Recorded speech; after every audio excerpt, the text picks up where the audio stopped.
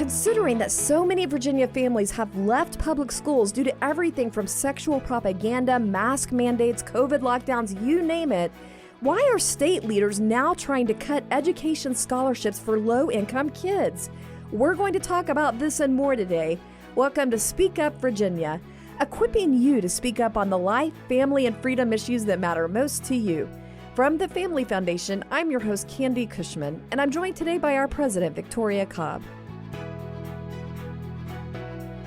Before we get started here, I just got to say these ongoing dramas that my husband and I are having with these little critters getting into our house is continuing.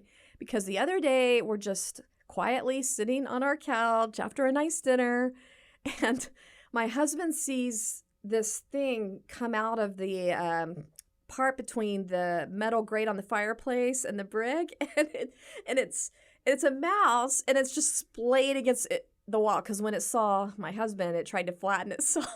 I didn't know they did that. That's interesting. Critters are no fun. I would definitely not be real thrilled. So what did he do about it? That's the important thing. I mean, is it gone now? It went back quickly, and then we were kind of panicking. Was it a bat? Was it a mouse? What was it? So we put a trap out, and it's definitely a mouse. So now the question is it more than one or two mice?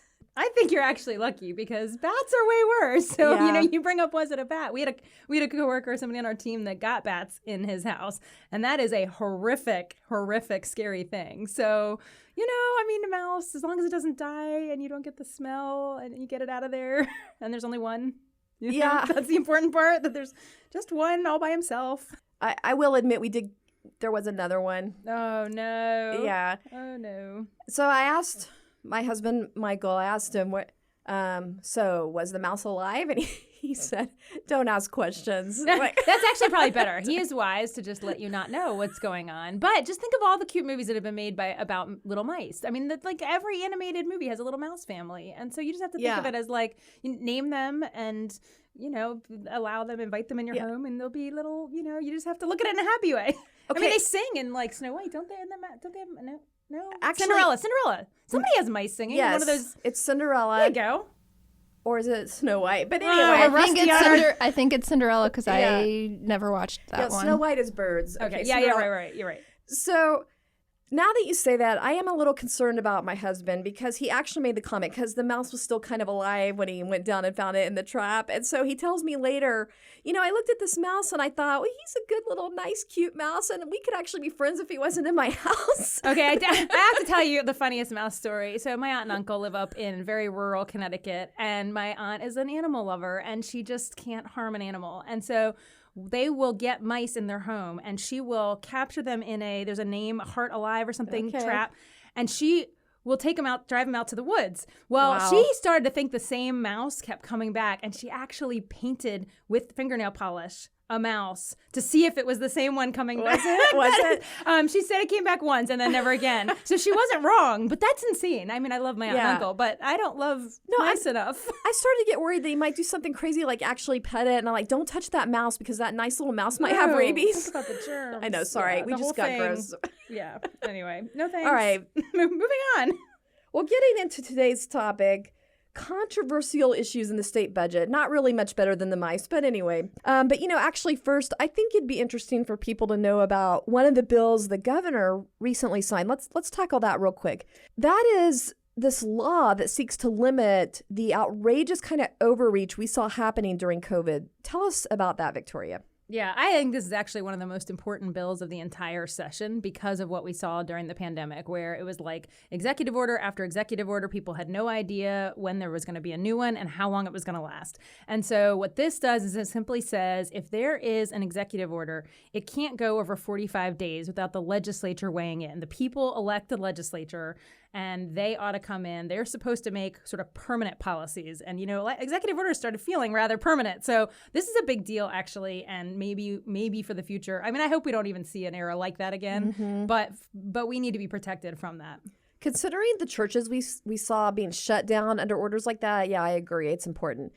But diving right into the budget part, first of all, I got to say, normally when I hear that we're going to talk about something like the state budget, my eyes kind of start glazing over, my brain turns to mush because it sounds pretty boring.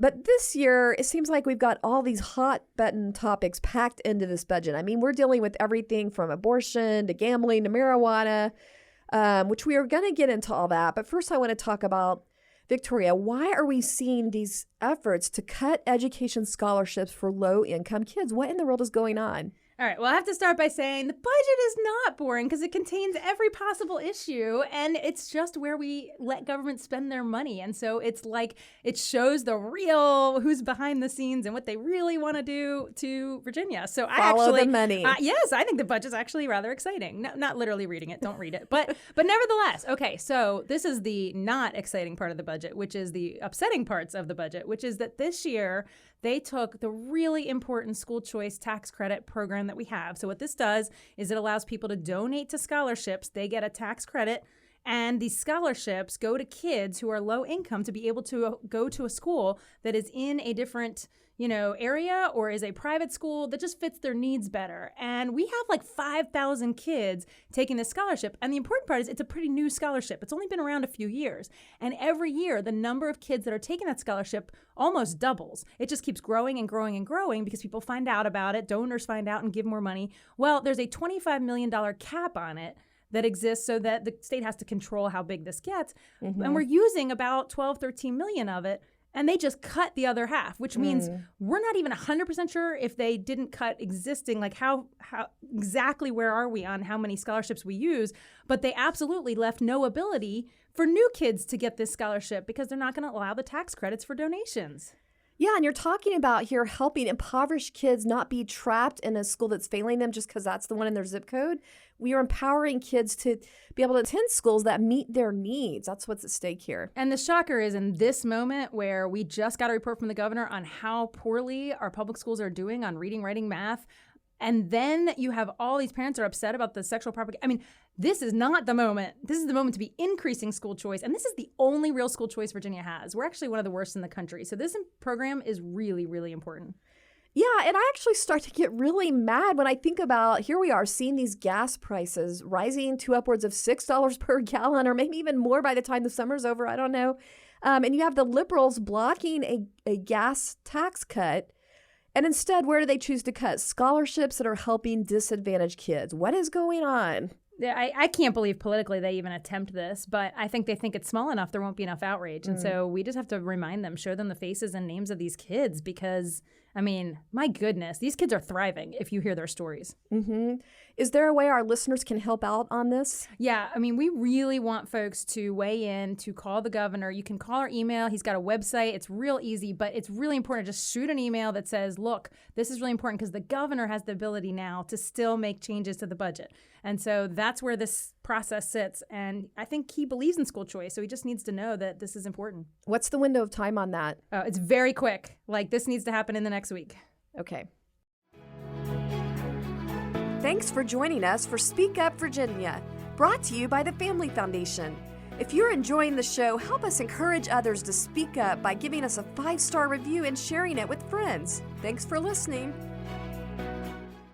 All right, well, let's get into some other parts of this budget. What is going on with the taxpayer-funded abortion part of it this year? Yeah, we're really disappointed that the House and Senate budget this year does not include the cut that we wanted to see of money that goes to the abortion industry, and especially the taxpayer funding that actually goes for actual abortions. But we are hoping that the governor will weigh in and actually include that in his recommended changes.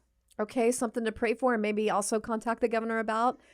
Also, it looks like another step we could be taking in the right direction, albeit small, is cracking down more on the marijuana industry. Tell us what's going on with that. Yeah, the budget that the House and the Senate sent us actually start to turn around the direction of the drug culture in Virginia. You know, the General Assembly last year really opened wide this idea that we're going to have pretty much legal marijuana in some ways and commercialize it. And the budget actually starts to take it in the other direction. So what they've done is they've actually created new misdemeanors for possession of more than 4 ounces of marijuana. So that's helpful. And it also did some good things on strictly labeling around hemp issues. So making sure we know what's what. And also, and this is really the most important part, is edibles, because that's really what affects kids. And so what they did is they made sure that you can't have an edible under the age of 21, and you can't put edibles in child-friendly kinds of places. So that's at least a slight step back to where we should be as a Commonwealth. Is that going to help at all with these edibles getting in schools where kids bring brownies and nobody even knows that they're laced? I think our position would be you just can't go down this road or you're going to have those things happen. But since the General Assembly went down the road, at least we're maybe minimizing that situation. Or taking some incremental steps back the other direction. Yes, hopefully. let's just hope there's more steps to follow. Right. I also want to address this issue with casinos. It seems like this is almost like a zombie issue. You think it's dead, and then here it comes again. It's alive, it's alive, it's alive. Because there was this huge victory with voters in Richmond actually saying no, not in my backyard, and voting down a casino, which nobody expected. It kind of stunned the gambling industry. But now we've got people trying to force another vote on it because they didn't like the outcome that they got the first time around. This is the really frustrating part. I think the people have spoken, and yet, unfortunately, the law is allowing another vote. And so what's good about the budget is it kind of slows it down a little bit. So basically, there are people who want a casino in Petersburg, not Richmond. So we're kind of, unfortunately, it's not really a battle of those of us that don't want the casino versus those that do. It's sort of where are we going to have it. But I'll say this. In order to have one in Petersburg, they have to study it. And they know it'd be harmful for the region to have two. And so at least this budget might have bought us 1 year reprieve to have to fight blocking one either in Petersburg or in Richmond. In other words, there's division in the camp and it's helping. So. Well, there's a lot of money at stake. So everybody wants it for their region. Well, we've kind of covered all the concerning things in the budget, but I guess there has been some good news in addition to a bit of a crackdown on the marijuana industry. We saw some tax relief for families, right? Yeah, we did see a little bit. The first thing they did that I think everybody's been eyes on is that they actually reduced the grocery tax by 1.5%. Now, what's frustrating or unfortunate about this is that they delayed the impact of that until January 1. So while we're all buying really expensive groceries all summer long, and by the way, our Thanksgiving meals and our Christmas meals, we will be paying more tax because... So disappointed. Yes, and it feels like it was a political game. The Democrats felt like they won by stalling because they said, we want no tax changes until January 1. But interestingly enough, they made pet medication tax exempt starting July 1. So clearly they weren't wedded to that to the nth degree. You know, they were willing to flex on some things. But anyway, all that to say, a little frustrating. But they did also head towards doubling the standard deduction. That's been the goal of, helping tax relief. And they got about 78% increase of standard deduction tax relief. So that's helpful for a lot of folks. But again, you mentioned we were looking for some gas tax relief. We were looking for grocery impact immediately. So I feel like with $17 billion of excess money this year that came into the state, they could have done a bit more. Pets versus children that need groceries. What's priority? It kind of says something. You just wonder who put that in. Well, it's that time again. Time for our Inconceivable Moments Award. This is where we're featuring examples of the absolute lunacy and craziness that happens when cultural leaders try to give guidance completely apart from biblical principles. And we're calling this the Liberals' Most Inconceivable Moments Award. Inconceivable! Well, we haven't done an Inconceivable in a while, so I'm actually really looking forward to this today. But fair warning, today's topic is not for the faint of heart or those with a queasy stomach. Apparently, environmentalists, otherwise known as climate change activists, have come up with a brand new way for us all to save the planet. And it's for all of us to eat bugs.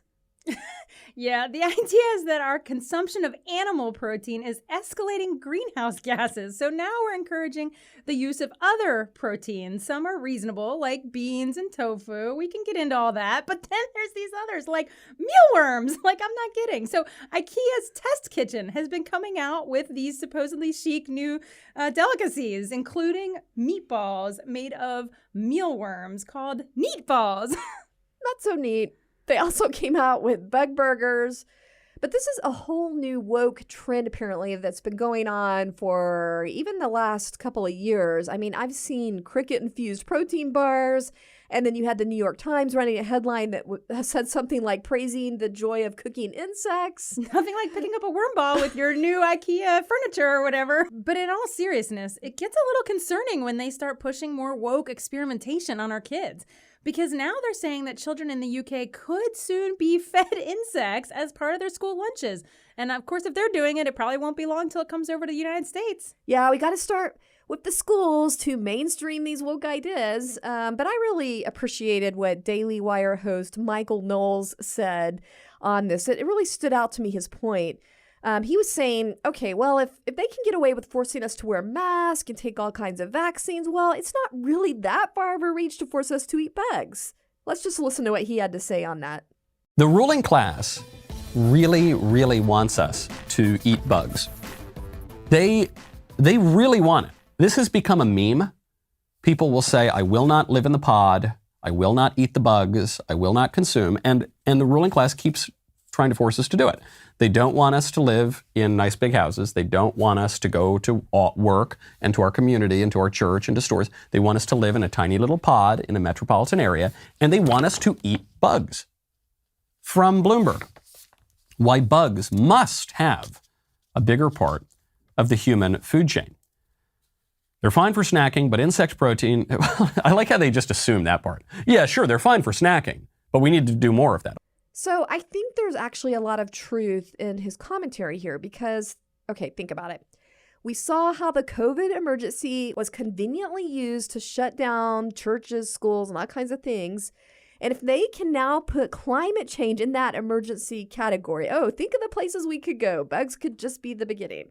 Well, honestly, it's all clicking together for me now because just this week, the Biden administration actually opened up an environmental justice section under Health and Human Resources. I couldn't figure out what the connection is, but I think we're starting to see it when we talk about this, and I'm very, very disturbed. But no, think about it. If they can do this, I mean, they're already pushing us on electric cars. They're already pushing us, no gas pipelines. And we know businesses are jumping through all kinds of hoops to meet these environmental standards. But eating bugs is probably, that may be one of the easiest things they force on us. I guess.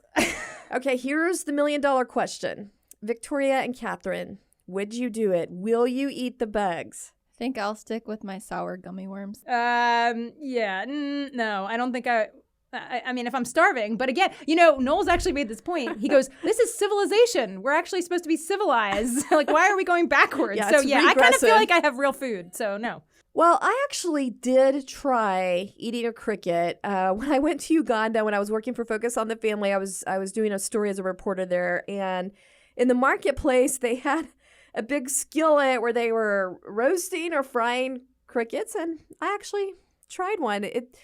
I don't remember how it tastes because you can't get past the fact that it's crunchy and it's a cricket. But you were in Uganda. I mean, no offense, but we're in America. You have a burger you can choose from. Catherine, I hear a little rumor that your husband is actually on the wrong side with this. Yeah. He is pro bug food.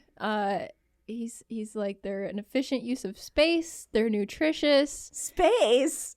You can fit a lot of bugs in a small place, and a cow needs acres and acres. What, he crunches it all into a shake or something? Or? I wouldn't put it past him. He would do that. I could see him doing that. But to my knowledge, the only bug protein he's ever consumed was, I think, for Christmas a couple years in his stocking. His parents gave him like a bug protein bar, granola bar. I did not partake in that, but I believe he did try it, and I think he finished it. Well, what are some of these other arguments he threw at you for why you should be pro insect-based food? He said that lobsters are bugs of the sea and shrimp are bugs of the sea. He also said it's no different than eating bug-based food like honey, which is basically bee throw up. I will never look at honey again the same way. Good luck, Does it because come we out have of their bees, mouth Victoria. or the other end? Because that's all. Honey is supposed to be the healthy alternative to sugar, you guys, and now you've just killed it for me. Well, you could still have some of our honey when we get it, and you'll get over it. Yeah, everybody. Catherine actually has bees in her backyard that they are raising, right? Yeah. So I guess you're kind of down the insect-based food path. So I guess. Well, I guess that means it's time to give this week's Inconceivable Award to the elitist climate change activists who are proposing to let them eat bugs instead of, Marie Antoinette's cake. Thanks for joining us for this week's Speak Up Virginia, brought to you by the Family Foundation. Visit us at familyfoundation.org. That's familyfoundation.org. See you next time. And don't forget, we are stronger when we speak together.